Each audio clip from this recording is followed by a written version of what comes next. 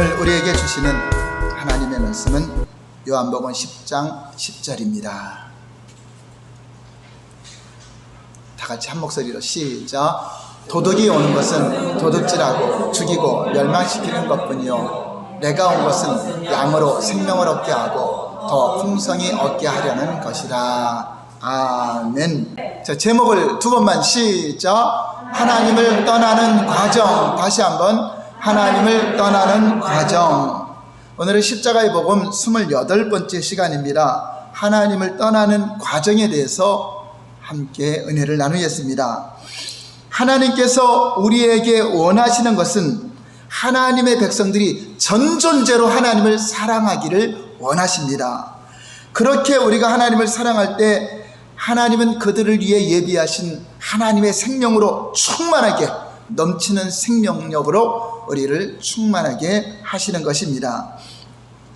오순절 성령의 임재하심으로 초대교회가 세워지고 하나님의 교회 안에 하나님을 믿는 사람들이 모이기를 힘쓰며 서로 사랑하며 교제하며 각자의 집에서도 찬미하고 예배드리는, 그리고 구원받는 사람들을 날로 더하게 하신 생명력으로 충만한 초대교회였습니다. 그러나 그때 또 박해도 많이 있었을 때인데도 하나님의 은혜로 가는 곳마다 빌립 지사가 또 예루살렘 박해가 있을 때 사마리아 성에 들어가서 그곳을 또 복음화시키는 놀라운 역사가 일어났습니다.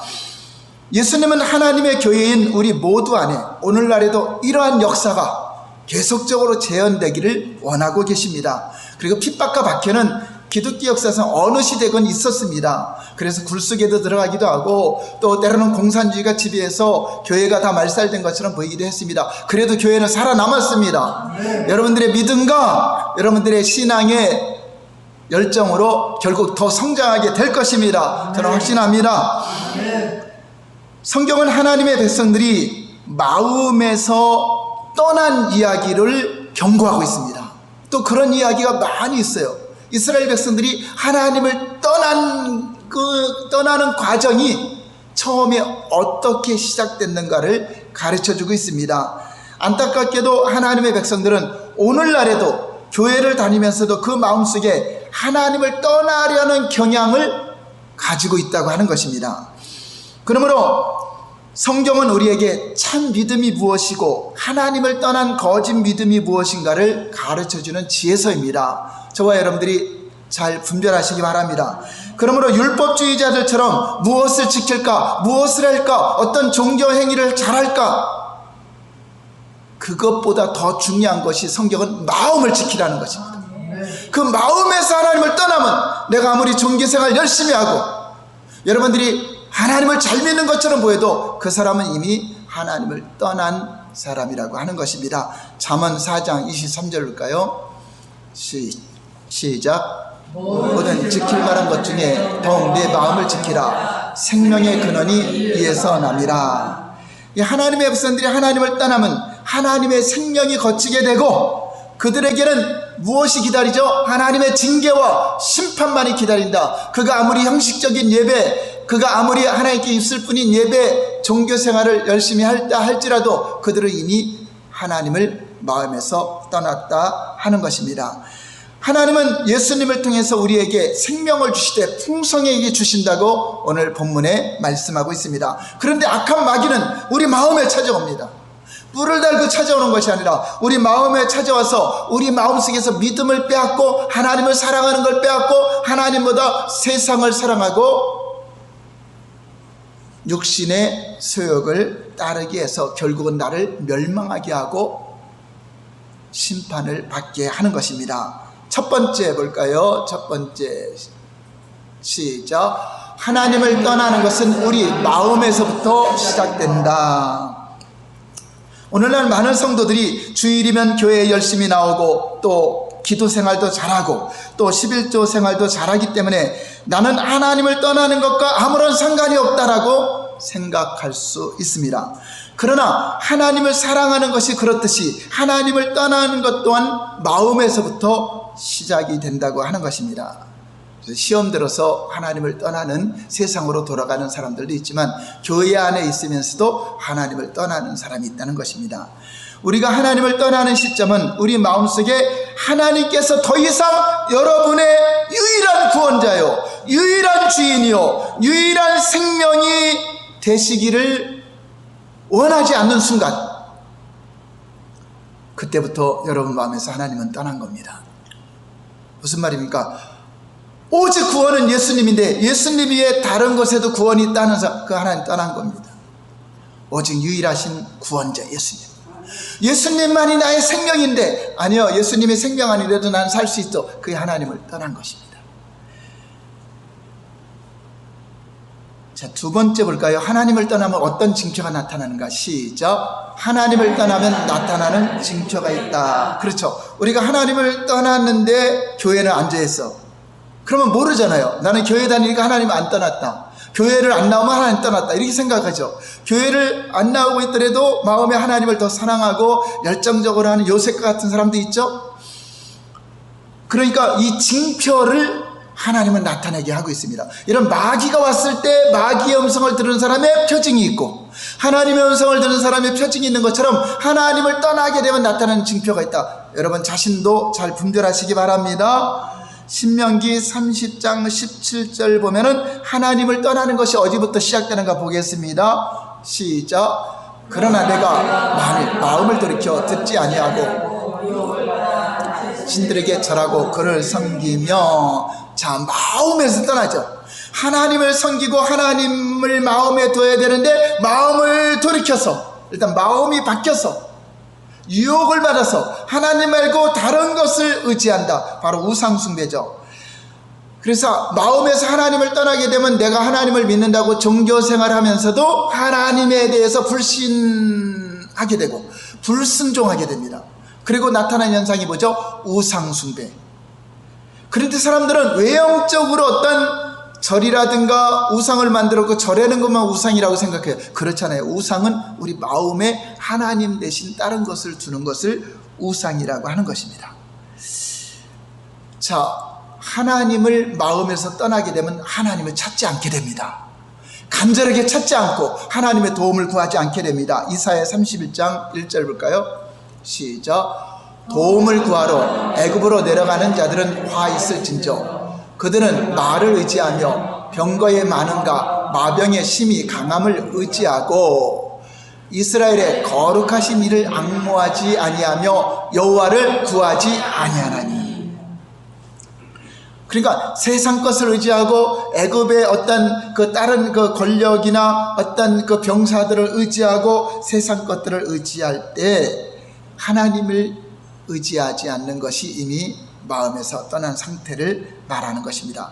그러므로 여러분들이 하나님을 간절히 찾는 것과 하나님을 사랑하는 것은 밀접한 관계가 있다. 하나님을 사랑하기 때문에 하나님을 찾는 것입니다. 하나님의 사랑하는 것이 식어지면 하나님을 찾지 않고 세상 것을 찾게 되죠. 사울왕처럼 접신한 여인을 찾기도 하는 것입니다. 그래서 어떤 기독교인들도 너무나 힘든 가운데 좌절하면 뭐 전 보러 간다 그러죠. 다른 신을 찾기도 하죠. 그게 이미 마음에서 하나님을 구하지 않고 떠난 상태라고 하는 것입니다. 자, 하나님을 떠나면 나타나는 징표 첫 번째 뭘까요? 불순종입니다. 불순종. 하나님의 백성들이 하나님을 떠나는 나타나는 현상 중 대표적인 것이 이제 하나님 말씀대로 안 살으려고 해요. 순종하지 않게 됩니다. 하나님 말씀을 버리게 됩니다. 그것이 성경에 기록되는데 호세아 시대에도 그랬고 예레미야 시대에도 그랬고 예수님 시대에도 하나님 말씀과 상관없다. 그들이 성전에 안 나왔다는 것이 아닙니다. 그들이 모이지 않았다는 것이 아닙니다. 그들이 예배하지 않았다는 것이 아닙니다. 불순종한다는 것입니다. 호세아 시대의 대표적인 거 한 가지씩만 보겠습니다. 호세아 4장 6절 볼까요? 시작. 내 백성이 지식이 없으므로 망하는도다. 내가 지식을 버렸으니 나도 너를 버려 내 제사장이 되지 못하게 할 것이요 내가 하나님의 율법을 잊었으니 나도 내 자녀들을 잊어버리라. 예, 마음속에서 하나님을 잃어버리니까 하나님 말씀을 다 잃어버리고 살아가는 사람, 세상 사람과 동일하게 살아가는 거죠. 예레미야 시대 예레미야 2장 13절 볼까요? 시작. 내 백성이 두 가지 악을 행하였나니 곧 그들이 생수에 근원되는 나를 버린 것과 스스로 웅덩이를 판 것인데 그것은 그물을 가두지 못할 터진 웅덩이. 예, 예레미야가 지금 저 말을 하는 이스라엘 백성들에게 선포하는 때는 성전에 오는 자들, 예배 드린다고 모인 자들에게 하는 것입니다. 너희가 이미 생수의 근에 하나님을 버렸다. 몸이 버린 거예요? 마음에서 버린 거예요? 몸은 성전에 와 있어도 마음에서 이미 버렸다. 물을 가두지 못한 터진 웅덩이다 하는 것입니다. 그건 뭐죠? 물이 생수인데, 생명인데 생명이 없는 종교생활. 그럼 예수님 당시의 시대 볼까요? 요한복음 5장 42절 시작. 다만 하나님을 사랑하는 것이 너희 속에 없음을 알아라. 어느 시대건 하나님의 백성들이 전존재로 하나님을 사랑하는 자리를 떠나고 그 마음에서부터 떠나면 하나님 말씀을 버리게 되어 있습니다. 하나님 말씀을 버린다는 말은 성경을 더 이상 공부하지 않거나 믿지 않는다는 말이 아닙니다. 그것은 삶에서 실질적으로 하나님 말씀과 상관없이 살아가는 걸 말하는 것입니다. 그리고 불순종의 전형적인 형태는 우리가 앞에서 살펴본 것처럼 선별적인 순종, 하나님의 순종에서 사울왕처럼 선별적으로 자기가 좋아하는 것만 순종하는 것을 말하는 것입니다. 성경은 하나님의 명령, 하나님의 말씀이 어려운 것이라고 말하고 있습니까? 쉬운 것이라고 말하고 있습니까? 여러분, 율법을 지킬 수 없다는 것은 이미 원죄가 있기 때문에, 하나님을 떠난 죄인이기 때문에 율법을 지킨다고 해서 의로워지는 것은 아니라는 것이죠. 우리 신명기 30장 11절 볼까요? 시작. 내가 오늘 내게 명령한 이 명령은 내게 어려운 것도 아니요 먼 것도 아니라. 자, 어렵다, 어렵지 않다. 어렵지 않다. 예수님은 내 멍에를 메어라. 내 멍에는 쉽고 가볍다. 쉽다고 말하고 있습니다. 근데 우리가 그걸 안 메려고 하고 하나님을 사랑하지 않기 때문에 부담감이 드는 거죠. 여러분, 말씀이 어렵게 느껴지십니까? 만약에 어렵게 느껴진다면 그 이유가 무엇이라고 생각합니까? 성경은 말씀을 지키는 것이 쉬운 것이고 그 명령이 어려운 것이 아니라고 합니다. 어떤 사람에게? 하나님을 사랑하는 사람에게. 하나님을 내가 사랑하고 믿는 사람에게 어려운 것이 아닌데, 마음에서 하나님을 사랑하지 않고 믿음이 떠나버리면 이제 부담스러워집니다. 종교생활도 부담스러워지고 순종하는 삶도 부담스러워지게 되는 것입니다. 만약 어떤 사람이 하나님 말씀에 순종하는 것이 문제가 있다면 그 사람은 그 순종하는 데 문제가 있는 것이 아니라 하나님을 사랑하는 데 문제가 있는 거죠.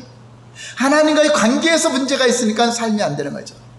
여러분, 가인과 아벨이 하나님께 제사를 드렸을 때 가인이 하나님 관계가 안 되니까 아벨을 죽이게 되고, 사울이 하나님과의 사랑의 관계가 안 되니까 다윗을 죽이려고 한 겁니다. 자, 이렇게 하나님을 사랑하려는 관계가 되면은 말씀 지키는 것이 행복합니다. 여러분, 말씀 거역하는 것이 쉬울까요? 지키는 것이 더 쉬울까요? 실제는 지키는 게 더 쉬운 겁니다. 여러분, 살인하는 게 쉬워요? 살인하지 않는 게 쉬워요? 예. 도둑질하는 게 쉬워요? 도둑질 안 하는 게 쉬워요? 그럼 말씀 지키는 게 쉬운 거죠? 쉬운 겁니다. 그러나 하나님을 믿지 않으면 그게 어려운 거죠. 사기도 치고 싶고 도둑질도 하고 싶고 살인도 하고 싶고 간음도 하고 싶고 이것이 생기는 거죠.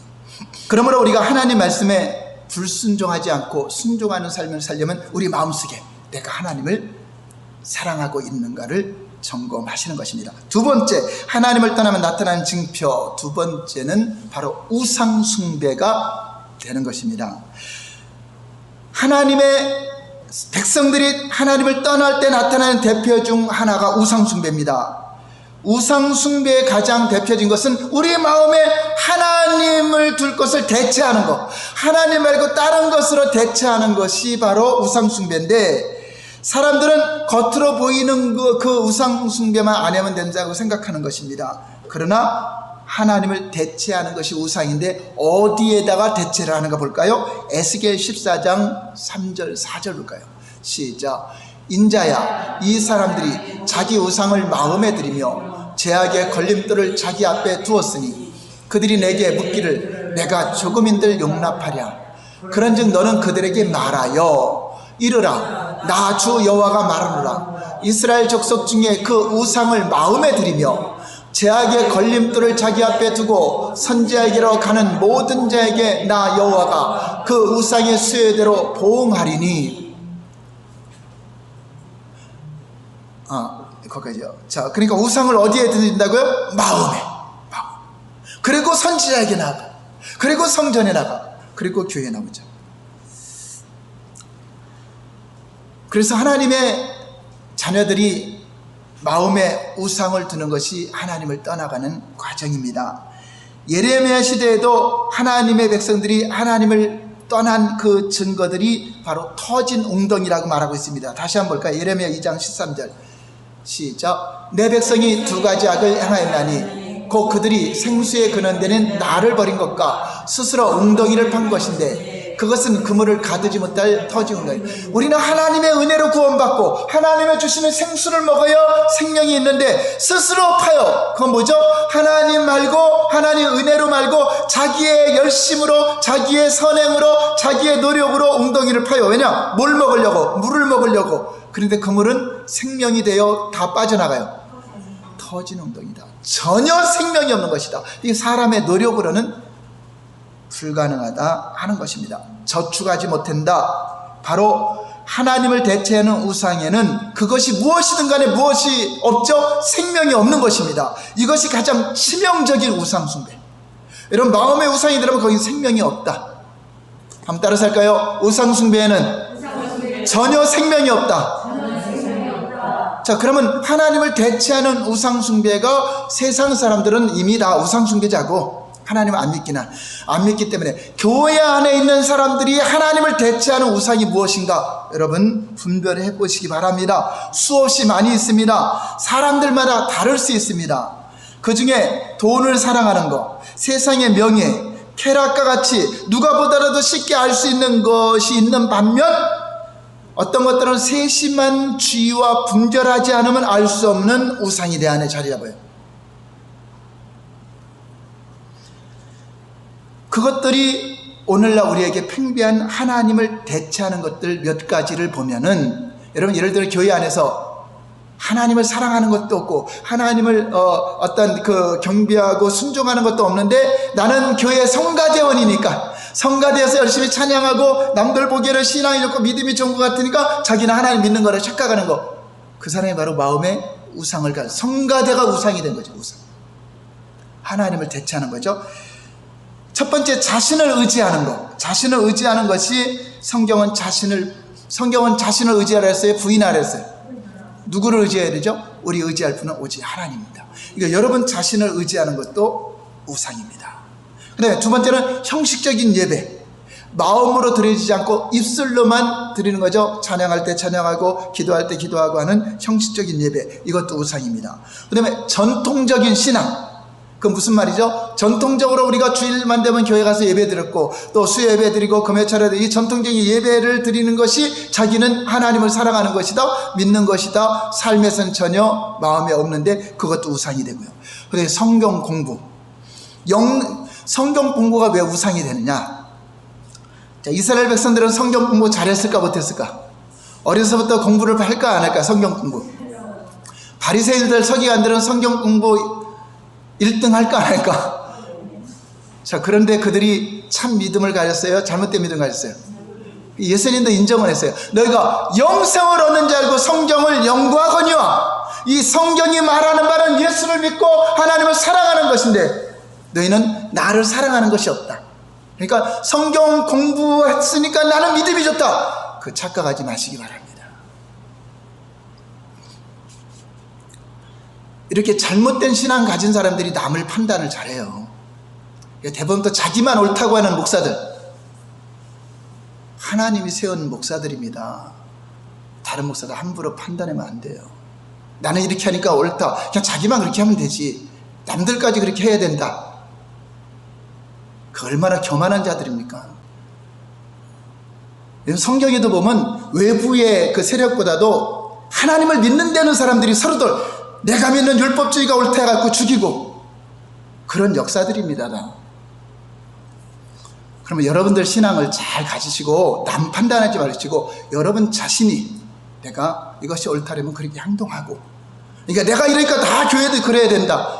여러분 그렇게 생각하지 마시기 바랍니다. 그거 잘못돼 하나님께 맡기시기 바랍니다. 한번 따라서 할까요? 나의 평가도 하나님께 맡기고 교회의 평가도 목사의 평가도 내가 하면 죄가 된다. 여러분 잘 명심하시기 바랍니다. 교회 목사나 여러분 장로님들은 항존직입니다. 하나님이 세운 겁니다. 사표내라고 사표내고, 그것은 이 세상 교회를 세상 직장같이 보는 아주 부식한 사람들이 하는 말입니다. 그래서 어떻게 형식적인 예배나 성경 공부가 하나님을 대체하는 우상이 될 수 있는가? 사람들은 생각하기를 사람들이 교회에 출석 안 하면 하나님 떠났다고 생각해요. 그리고 전통적으로 내려오는 습관을 따라 예배드리고, 그런데 아무리 습관을 따라 열심히 기도하고 봉사하고 헌금하고 예배드린다 할지라도 그 마음에서 전존재로 하나님을 사랑하는 것이 없으면 이미 그 사람 하나님을 떠난 종교 행위자가 된다고 하는 것입니다. 어떤 사람이 마음에서 하나님을 떠나 있으면서 전통적인 신앙생활을 잘하고 있기 때문에 하나님을 잘 섬기고 있다고 생각하면 그 사람에게는 전통적인 신앙이 하나님을 대체하는 우상이 되는 것입니다. 무슨 말인지 알아요? 교회에 나오면서도 우상 숭배가 된다 하는 것입니다. 나는 교회 다니니까 하나님 믿어. 그게 하나님 믿는 겁니까? 전존재를 하나님을 사랑하는 게 믿는 겁니다. 사랑하고 사는 거죠. 그 사람은 예레미야 시대에 이스라엘 백성들과 똑같이 하나님을 버리고 스스로 자신이 전통적인 예배에 참여하는 것이, 주일날 예배 드리는 것이 구원받는 것이다, 이 스스로 웅덩이 파는 겁니다. 그리고 하나님 안에 있다고 착각하면서 다 터진 웅덩이, 마음에서부터 생명이 다 사라져버린 웅덩이 되는 것입니다. 그 경우 그 사람은 전통적인 신앙생활을 통해 하나님의 주시는 생명은 전혀 경험하지 못합니다. 아무리 열심히 신앙생활을 해도 그렇게 된다는 것입니다. 터진 웅덩이는 물, 그 하나님의 생명을 저축한다 못한다? 못해요.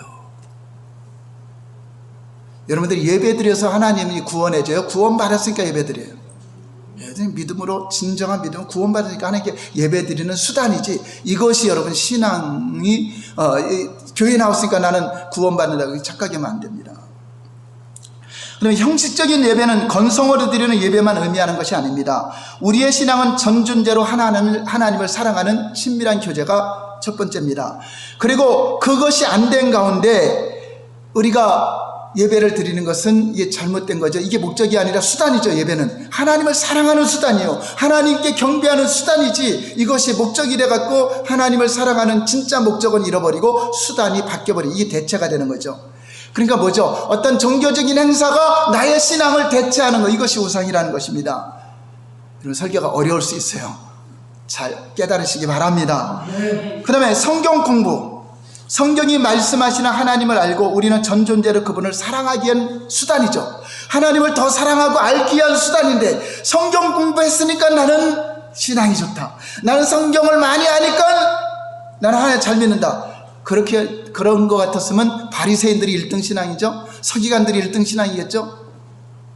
이것이 우상이 된 거죠. 그들이 바로 성경 공부를 통해 그러한 신앙의 본질을 추구함이 없이 성경적인 지식과 깨달음으로 만족할 때 그것은 성경 공부가 하나님을 대체한 우상이 된다. 바리새인들이 그렇게 대표적인 우상 숭배자라고 하는 것입니다. 우리가 신앙생활하면서도 우리의 목표와 목적을, 내 자신의 목적과 목표를 내려놓지 않고 소위 하나님을 위해 많은 희생과 헌신을 할지라도 우리의 목적과 목표를 성취하기 위해서, 여러분들이 개인적인 세상적인 목적과 목표를 성취하기 위해서 우리가 신앙생활을 하기 때문에 그것은 잘못된 목적과 목표를 가는 거죠. 우리가 물론 이 땅에 살아가는데 기도 제목이 필요하죠. 그렇지만 하나님의 뜻을 이루기 위해서, 하나님의 목적을 이루기 위해서 세상적인 것은 수단이 돼야지, 그것이 목적이 되면 그것도 우상이 될 수 있다. 처음에 믿음이 없는 사람들은 다 그러죠. 세상적인 목적을 이루기 위해서 교회 나오죠. 근데 그게 그대로 있어야 돼? 바뀌어야 돼요? 바뀌면 이제 생명이 있는 거고, 바뀌지 않으면 우상숭배처럼 다른 종교 중 하나 선택해서 오게 되는 것입니다. 세 번째 나타나는 증표는 불신입니다. 하나님의 백성들이 하나님을 떠나면 이제 하나님을 불신해야 돼요. 의지하는 것이 아니라. 믿음은 인격체이신 하나님을 신뢰하는 것입니다. 한번 따라서 할까요? 믿음은 하나님을 신뢰하는 것이다. 자, 그런데 하나님이 안 보인다고 불신하고 살아가는 거죠. 이게 마음에서 하나님에 대한 초점을 잃어버린 것입니다. 그리고 엄밀히 따지면 우리 신앙생활은 하나님께 시선을 두는 거죠. 눈에는 안 보이지만 그분을 바라보는 거잖아요. 근데 그 시선이 없이 그분을, 하나님이 계셔도 나에게는 안 도와주는 것 같아, 하나님이 계셔도 나에게는 없는 것 같아, 그러니까 불신하게 되죠. 그래, 오히려 그냥 돈이 더 의지가 되고, 오히려 권력이 더 의지가 되고, 이런 상태를 말하는 것입니다. 자, 볼까요? 하나님을 의지하지 않는 것이 왜 불신이 마음에 떠난 것인가? 여러분, 유다왕, 아사왕 잘 알 겁니다. 처음에 믿음이 좋았던 왕, 그런데 나중에 믿음이 변질된 왕을 말하는데, 유다왕, 아사왕이 초반에 즉위했을 때 국가에 위기가 찾아옵니다. 역대하 15장 2절 볼까요? 시작. 그가 나가서 아사를 맞아 이르되, 아사와 및 유다와 베냐민의 무리들아, 내 말을 들으라. 너희가 여호와와 함께하면 여호와께서 너희와 함께하실지라. 너희가 만일 그를 찾으면 그가 너희와 만나게 되시려니와 너희가 만일 그를 버리면 그도 너희를 버리시리라. 예, 하나님의 선지자가 아사왕에게 하나님을 의지하면 하나님이 너희를 돌봐주지만 하나님을 버리면 하나님께서도 이 백성들을 버린다는 것입니다. 그래서 국가적인 위기가 왔을 때 어떻게 했는가 볼까요? 역대하 15장 12절 14절 볼까요? 시작. 또 마음을 다하고 목숨을 다하여 조상들의 하나님 여호와를 찾기로 언약하고, 이스라엘 하나님 여호와를 찾지 아니하는 자는 대서 남녀를 불운하고 죽이는 것이 마땅하다 하고, 무리가 큰 소리로 외치며 피리와 나팔을 불어 여호와께 맹세하며. 예, 이제 아사왕이 온 백성들에게 하나님을 찾지 않는 자는 불신앙 자다, 하나님이 돌봐주지 않기 때문에 이 국가적인 위기에는 하나님을 찾아야 된다, 하나님을 의지해야 된다, 이렇게 왕이 선포했습니다. 자, 이런 대통령이 세워지면 좋겠죠? 아멘? 아이고, 기도하시기 바랍니다. 하나님을 존중히 여기는 대통령, 가짜로 믿는 대통령 말고 진짜로 잘 믿는 대통령. 그 결과 하나님이 어떻게 하셨는가 볼까요? 역대하 15장 15절 시작. 온 유다가 이 맹세를 기뻐한지라. 무리가 마음을 다하여 맹세하고 뜻을 다하여 여호와를 찾았으므로 여호와께서 그들에게 만나주시고 그들의 사방에 평안을 주셨다. 할렐루야. 저와 여러분들이 전심으로 하나님을 찾으면 여러분 사방에 평안을 줄 것입니다. 평안을 준다는 것은 전쟁이 없게 한다, 전쟁의 위기가 없게 한다. 여러분, 영적 전쟁, 악한 원수마 신들을 더 하나님이 막아주시고 대적하게 해주시고 평안을 준다는 약속입니다. 아사왕은 나라의 처음에 위기가 닥쳤을 때 선지자의 말을 따라 하나님을 전심으로 찾았습니다. 하나님을 찾았다는 건 하나님을 의지했다는 것입니다. 하나님의 얼굴을 구했다는 것입니다. 그랬더니 진짜 그 참신앙 안에 하나님이 평안을 주시고 그 나라를 지켜주셨습니다. 하나님의 평안은 하나님과 함께 하시는 가운데 삶의 모든 영역에 하나님의 생명이 넘치는 것을 말하는 것입니다. 전쟁을 쓰게 하는 것도 하나님의 생명 중 하나입니다. 그러나 우리가 또 끝이 좋아야 되는데, 믿음이 더 좋아졌으면 좋은데, 그러나 20년이 지났습니다. 20년 동안 진짜 평안하게 살았어요. 전쟁도 없었어요. 위기도 안 닥쳤어요. 그런데 다시 국가에 막 요새를 쌓고 공격을 하려고 합니다. 자, 이럴 때 어떻게 했는가? 하나님을 찾았는가? 뭐를 의지했는가? 역대하 16장 1절 2절 볼까요? 시작. 제 36년에 이스라엘 왕 바사가 유다를 치러 올라와서 라마를 건축하여 사람을 유다 왕 아사에게 왕래하지 못하게 하려 한지라. 예, 북이스라엘에서, 남유다 왕이었고 아사는, 근데 북이스라엘에서 평안하게 잘 살았는데 이제 대적을 하려고, 전쟁을 하려고 찾아왔습니다. 그랬더니 2절에 시작. 아사가 여호와의 전 곡간과 왕궁 곡간에 은금을 내다가 다메섹에 사는 아람왕 베네닷에 보내서 이르되. 자, 뭐를 갖다가? 하나님의 성전에 있는 은금, 왕궁에 있는 은금, 이게 재물을 의지하는 거죠. 그걸 갖다가 아람왕, 더 큰 나라에 갖다 주면서 좀 우리나라에 전쟁 얘기가 있는데 그거 좀 멈추게 해달라. 예를 들면 우리나라에 북한이 남한을 침공하려고 합니다. 자, 그랬더니 예를 든 겁니다. 그랬더니 하나님을 의지하고 하나님께 도움을 청해야 되는데, 돈을 갖다가 북한을 움직일 수 있는 나라가 어딘가 보니까 미국인가 중국인가, 중국인 것 같다. 중국에다가 그냥 우리나라에 있는 돈을 잔뜩 갖다 주고 그것 좀 멈춰달라 이렇게 한 거와 같은 겁니다. 예를 들어서 그런 겁니다. 자, 그랬더니 성전과 왕궁의 곳간에 은금을 내어다가 사신을 보내어 아람 왕에게 주면서 조약을 맺음으로 우리 아버지와도 좋은 관계였지 않느냐, 그러면서 이런 관계에서 좀 도와달라라고 도움을 요청해서 이제 문제를 해결합니다. 자, 볼까요? 어떻게 해결하는가? 역대하 16장 4절 5절 시작.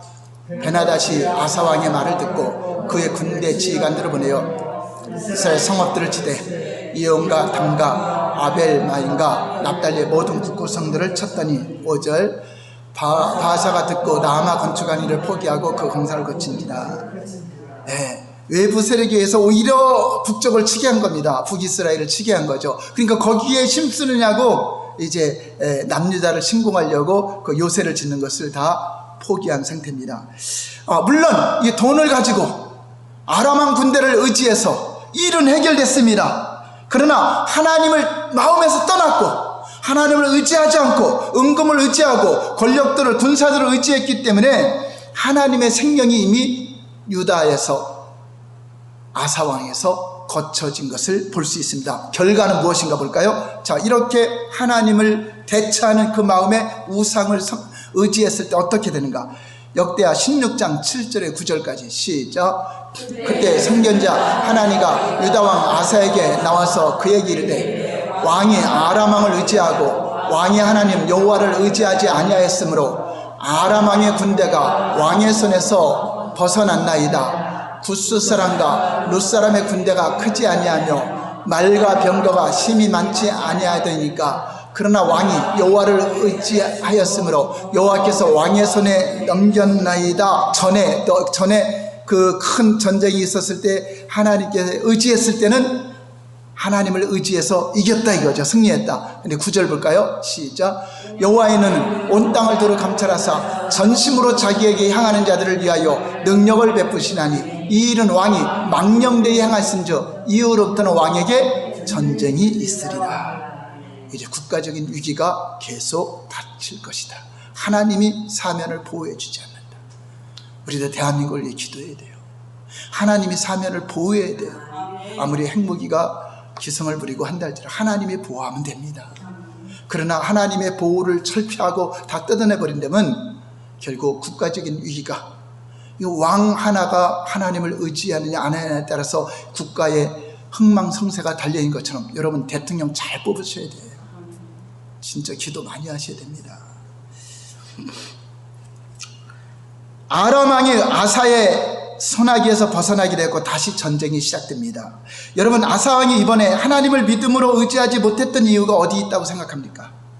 아사가 위기에 닥쳤을 때 오직 하나님을 의지했을 때는 하나님 평안을 주셨는데 의지할 수 없었던 것은 그가 처음에 마음을 잃어버린 거죠. 첫사랑을 잃어버린 거죠. 그 마음에서 하나님을 떠난 것입니다. 다시 말해서 하나님과의 친밀한 교제 가운데 없었기 때문에 믿음으로 하나님을 의지하는 것이 가능하지 않다. 하나님을 의지하지 못하는 것은 하나님과의 관계가 끊어졌다 하는 것입니다. 아마 아상은 20년 동안 평안하니까 여러분 삶 속에 좀 어려움이 오고 위기가 오면 기도해야 하네요. 깨어있어요, 안 깨어있어요? 깨어있죠. 막 정신 못 차리죠, 깨어있어도. 그런데 평안하게 20년을 살아보세요. 나의 믿음이 좋은가 보다, 내 신앙이 좋은가 보다, 나태해질 수가 있죠. 마음이 안일해져서 하나님을 간절히 찾지 않는 것이 결국 마음에서 하나님을 떠난 상태가 되는데도, 그럼에도 평안하니까 자기 신앙이 좋은지 알고 착각했던 것입니다. 이제 말씀을 정리하겠습니다. 이가 요점은 첫 번째, 하나님을 떠나는 것은 마음에서부터 시작됩니다.